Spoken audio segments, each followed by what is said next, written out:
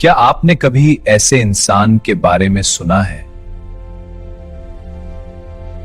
जो दुनिया की हर चीज छोड़कर सिर्फ अल्लाह की मोहब्बत में दीवाना हो गया हो?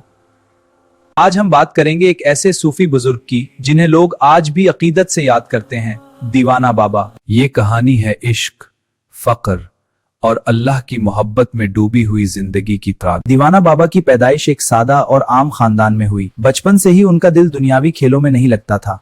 जहां दूसरे बच्चे खेलते कूदते, वो तन्हाई में बैठकर अल्लाह को याद करते हैं। उनकी आंखों में एक अजीब सी गहराई थी, जैसे वो किसी और ही दुनिया में रहते हों।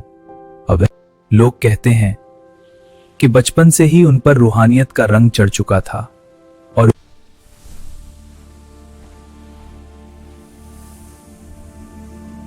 जवानी में कदम रखते ही उन्होंने दुनियावी ख्वाहिशात से किनारा कर लिया। न दौलत की फिक्र, न शहरत की चाह, बस एक ही मकसद था, अल्लाह की रज़ा। वो जंगलों, वीरानों और मस्जिदों में वक्त गुजारते, रातों को इबादत करते और दिन में जिक्र करते। वो दीवाना बाबा के पास आया। बाबा ने सिर्फ दुआ की। लोग हैरान होते कि ये शख्स आखिर है कौन है जो दुनिया से इतना बेनियाज है। दीवाना ना आंख कैसे पड़ा यार? वो दिन जब तूने सारा गांव चक्कर लगाया था। हाँ, वो दिन सब कहते थे, बस यहीं से पड़ गया। वक्त के साथ साथ लोगों ने उनके अजीब अंदाज को देखकर उन्हें दीवाना कहना शुरू कर दिया था।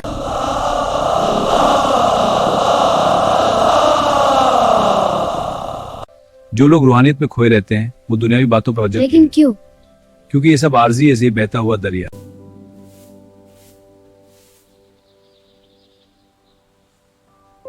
मगर हकीकत ये थी, वो दुनिया के नहीं, अल्लाह के दीवाने थे।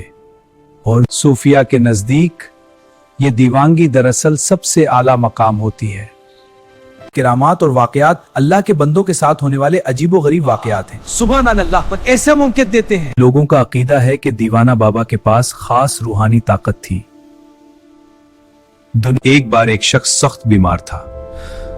डॉक्टर जवाब दे चुके थे। वो दीवाना बाबा के पास आया। बाबा ने सिर्फ दुआ की। ऐसे कई वाकयात लोगों में मशहूर हैं जिन्होंने उनकी शोहरत को दूर दूर तक फैला दिया।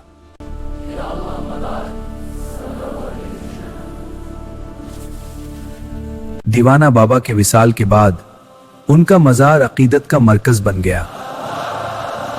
सुकून हासिल करने, मुश्किलात के हल के लिए आज भी लोग दूर दूर से आते हैं दुआ मांगने। ऐ अल्लाह, मेरी दुआ कबूल फरमा। तुझ पर भरोसा है। हर साल अर्स भी मनाया जाता है जहां हजारों लोग जमा होते हैं। दीवाना बाबा की जिंदगी हमें यह सबक देती है, रूहानी सुकून और सादगी की अहमियत।